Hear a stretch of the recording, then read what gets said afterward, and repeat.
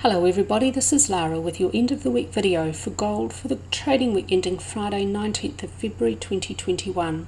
There's been a really exciting event at the end of this week. We have a new swing low for gold supporting that first more bearish Elliott Wave count and necessitating a change in labelling at the daily and weekly chart level of the second bullish Elliott Wave count. And so the first wave count is bearish for the bigger picture. It's only got one daily chart. It expects the multi-year bear market may be in its early stages. Short-term target 1645. Elliott Wave analysis first, classic analysis last. I'm zooming in because my weekly charts were getting just too squished. So I'm going to look from this major low here, not the big low at the end of December 2015. I'm looking at the end of this upward movement as the double zigzag to complete a B wave as part of a larger expanded flat correction. What all that means is this wave count is bearish for the bigger picture. If you look at the monthly charts, and I link back to those at the beginning of every article, if you take a look at those charts, this wave count sees a huge fourth wave continuing with A off to the left of the chart, B and now C to move beyond the end of A, which was at 1046, to breach 1.618, the length of A, at 657. I know this target is very, very low. This is a very bearish wave count. I do have a bullish wave count still for those of you who remain bullish. If you want to follow that wave count for your roadmap for gold, then that's what you should do if that's what your own analysis points to. My analysis is leaning bearish, increasingly so this week. The structure of Supercycle Wave 3 may only subdivide as a simple 5-wave motive structure, and so it may only be an impulse or a diagonal, and of those two structures, a simple 5-wave impulse is the most likely, the most common structure for a C wave. And so at cycle degree it should unfold 1, 2, 3, 4, 5 in a bearish direction, and it has to meet all of those core Elliott Wave rules for that simplest Elliott Wave structure. 1 incomplete, 2 may not move beyond the start of 1 when it arrives, 3 has to move beyond the end of 1, and 3 may not be the shortest out of 1, 3 and 5. 4 should then unfold upward and may not overlap into 1 price territory, and then 5 should unfold lower, most likely to move beyond the end of 3 to avoid a truncation. For the larger picture, C should move beyond the end of A, which is at 1046 off to the left of the chart, to avoid a truncation and a very rare Elliott Wave structure called a running flat. And so for this wave count, new lows below 1046 would be extremely likely for this wave count. And so within Supercycle C, eventually when it arrives, cycle 2 may not move beyond the start of 1, and I've moved the degree of labelling within this downward movement down 1 degree. That's one of the hardest things to get right in Elliott Wave early in a move, which degree to label it. And now we've got some more structure, it's becoming a little bit clearer. I needed to move the degree up. Let's take a look at the start of Supercycle C at the daily chart level from this high back here, this point up here, and now we've got primary 1 and 2, primary 3 to unfold as an impulse with intermediate 1 and 2, intermediate 3 to unfold as an impulse, minor 1 and 2, minor 3 to unfold as an impulse, minute 1 and 2, and so on and so forth. Elliott Wave is fractal, like a series of Russian dolls. Each smaller degree fits into a larger degree. And for all of these third waves, the only allowable Elliott Wave structure is that simple 5-wave impulse. And so for all of them, they must meet all of those core Elliott Wave rules, which I just outlined for you on that weekly chart.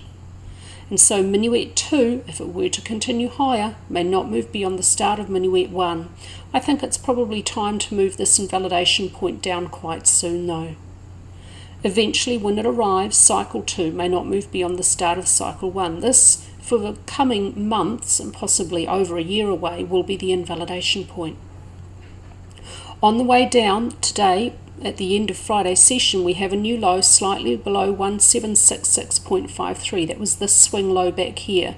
And so a new swing low slightly below that point adds confidence to this wave count.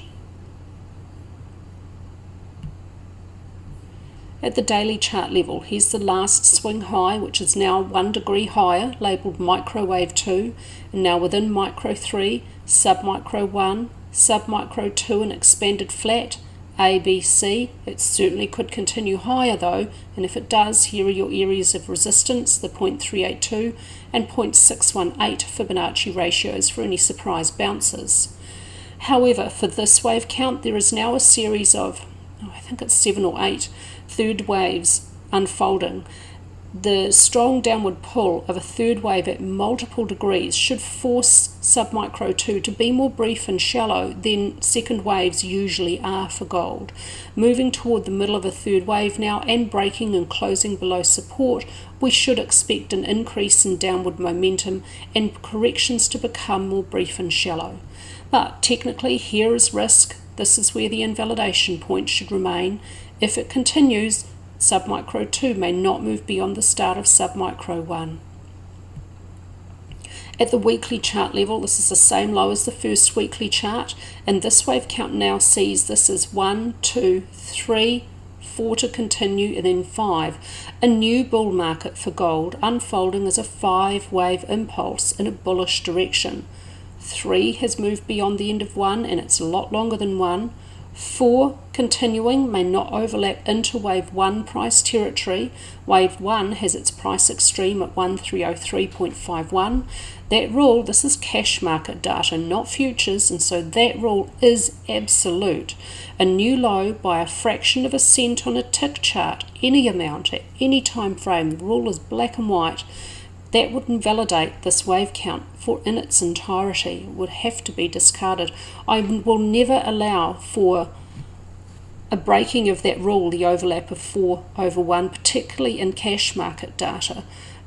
I've learned the hard way over the years that relying on breaking Elliott Wave rules invariably leads to a wrong wave count, and of all of the rules, that's the only one which might possibly be broken very, very occasionally by a very small amount on futures data only, never on cash data.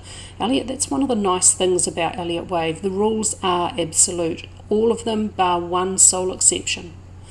The structure now of cycle wave 4 has to be a more rare Elliott wave corrective structure. The complexity of Elliott wave comes in the corrective structures, and this is really no different to our understanding in classic technical analysis terms. Price moves in a more complex way when it's in a counter-trend movement or a consolidation. Wild swings from resistance to support and back again, overshoots of resistance and support before moving back within a consolidation zone. Elliott wave gives a little bit more structure to those movements within a counter-trend movement, and it labels them as different corrective patterns. There are more than 23 corrective patterns. For this movement here, we can eliminate all but one now. It could only be a triple zigzag.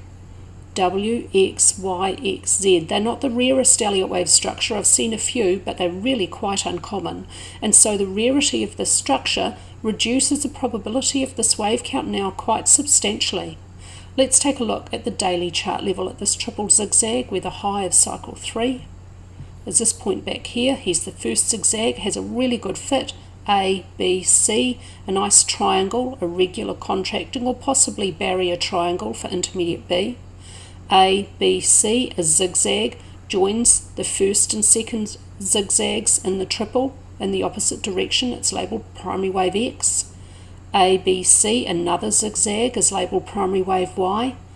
A, B, C, a zigzag in the opposite direction is labelled primary X. Importantly, did not make a new swing high beyond this X wave. That's not a rule. It's not actually even, well, it's kind of a guideline. Multiple zigzags should have a strong counter-trend slope, and so in order to achieve that, the second X wave, if there is one, shouldn't move beyond the end of the first X wave to achieve that counter-trend slope. Now the third zigzag, the rarer structure here, or the part of this that makes it a rarer structure, labelled primary wave Z, may be unfolding. A, B, C. Intermediate B may be a running contracting triangle. It has a pretty atypical look though. The AC trend line really doesn't have much of a slope. This structure meets the rules for a running contracting triangle, but it doesn't have a typical look, and so that reduces the probability of this wave count again a little bit further. Of the two wave counts, this is the only one that has repeated problems in terms of Elliott wave structure. And now intermediate wave C may be moving lower to complete the zigzag for primary wave Z. The target is for primary Z to reach equality in length with primary W at 1737, and for cycle 4 to reach the 0.382 Fibonacci ratio of cycle, that should say 3, not 1, at 1723. So we have a somewhat wide target zone. Once we get more structure within intermediate C, I can add to the target calculation at minor degree and try and narrow that zone down for you. At the hourly chart level, here's the start of intermediate C, the end of B, that triangle you see on the daily chart, and the start of C. C may only subdivide as a 5-wave motive structure. That's either an impulse or an ending diagonal, and of those two possibilities, it's the diagonal which is the impulse which is much more common and so much more likely. 1, 2, 3, 4, 5, and it has to meet all of those core Elliott wave rules. 1 subdivides as a 5-wave structure. 2 may unfold and may not move beyond the start of 1. Targets for resistance, the 0.382 and 0.618 Fibonacci ratios, for this wave count favouring the 0.618. At the weekly chart level, what if cycle wave 3 was not over here? What if this was only primary 3? Primary 4 now has to be continuing lower as a triple zigzag, and it may not move into primary 1 price territory. For this particular market, here is a really good example of how its impulses normally look. 1, 2, 3, 4, 5. You'll notice that this has a bit of a curved look to it, with a more time-consuming second wave and a much more brief and shallow fourth wave. This is typical behaviour of commodities. Commodities exhibit swift, strong fifth waves. In classic analysis terms, we can say they have blow-off tops or selling climaxes, or they have price shocks at the end of their movements. That's pretty common commodity behaviour. Elliott wave puts that into an Elliott wave structure, and I've noticed over the years that particularly for its third waves, it will have swift, strong fifth waves. And in here, within intermediate 3, the fifth wave in here was really swift and strong. When commodities do that, they force the fourth waves that come just before and after to be more brief and shallow. And so here, intermediate 4 is brief and shallow, intermediate 2 takes longer. So keeping that in mind, now we see this primary wave 4 is much more time consuming than its counterpart primary wave 2, and that is a big problem for this wave count. The invalidation point's fairly close by now. If this wave count's wrong, it should be invalidated within a matter of days or weeks. But I like to consider all possibilities. At the weekly chart level on stock charts data, we've got a new low, a new swing low below this point. From this high back here, we have a series of lower swing highs and lower swing lows. And this swing high did not manage to make a new swing high below this prior swing high. So the basic definition of a downward trend, and finally ADX is caught up. The ADX line is increasing, the negative DX line is above the positive DX line, the ADX line is above 15. All of the conditions are required now for ADX to be telling us there is a downward trend in an early stage. At this major all-time high for gold, or the all-time high for gold, the upward trend was very extreme. RSI was overbought and there exhibited clear, strong, double bearish divergence with price. When you get those extreme conditions and you see bearish candlestick patterns, particularly at the weekly chart level, you have to give them weight. Here there's a shooting star and a bearish engulfing candlestick pattern, which importantly had support from volume. So we've got not one but two, and the bearish engulfing pattern is the strongest bearish candlestick reversal pattern. So it's unsurprising after that we've got some downward movement. And now ADX is telling us there is a downward trend. Let's expect the downward trend to continue until proven otherwise. One of my maxims, assume the trend remains the same until proven otherwise. Back here we had indications of proven otherwise, and now we're getting downward movement. Next support 1675. On balance, volume still at support. If we see a break below the support line because it's now long held and tested many times, that would be a very bearish signal. But for now, before it breaks below that, let us expect it may well provide support and initiate a bounce in price. ATR is overall flat as price falls. That's actually pretty typical for the beginning of gold's new trends. RSI still in neutral territory, plenty of room for this new downward trend to continue. Stochastic still neutral, MACD bearish. At the daily chart level, pretty obviously we have a new important swing low. This swing high did not manage to make a new price extreme beyond this swing high. Now we've got a lower low, so we have a lower high and a lower low, the basic definition of a downward trend. It's not moving in a straight line. We should never expect trends to move in straight lines. There will be counter trend movements along the way.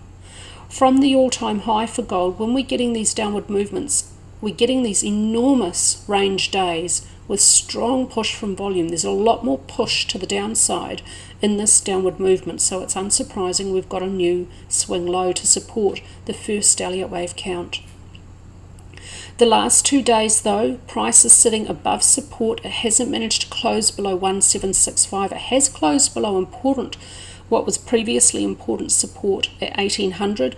Next support, quite important as well, at 1765, has not managed to close below that point, and so it would be entirely reasonable to expect some counter trend bounce, possibly before that support may be breached. Look out for that next week.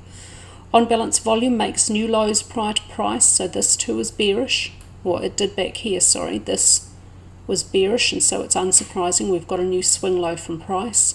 RSI neutral territory, ADX indicating a downward trend at both daily and weekly chart timeframes.